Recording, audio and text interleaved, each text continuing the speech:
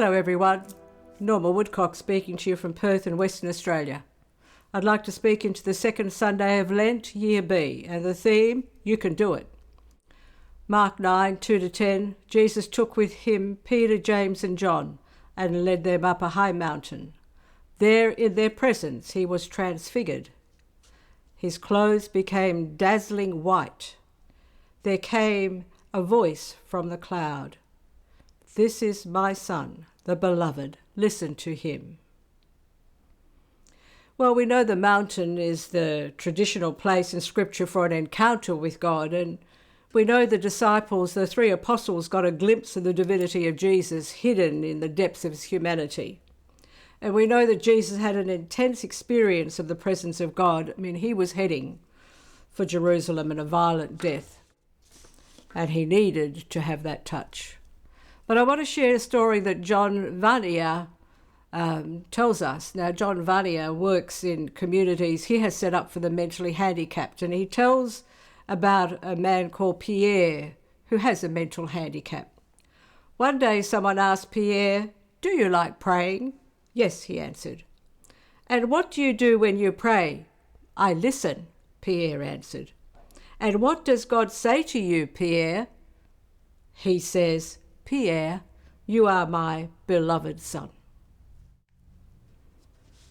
Oh my goodness, how we can learn from the people that we think aren't where we are, and yet they can teach us so many lessons. So Jesus needed to hear those words of affirmation. This is my son, the beloved.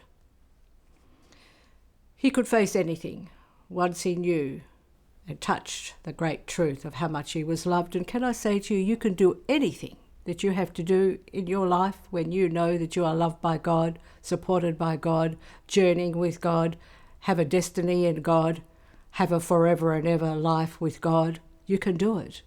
But so many of us focus on the problem instead of focusing on God. And Jesus could have focused on Jerusalem and the violent death he knew he was going to have to undergo.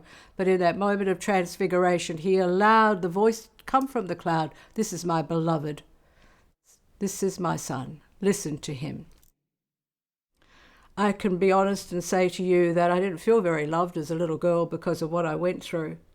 But what has transformed my life is the gradual unveiling of God's love for me.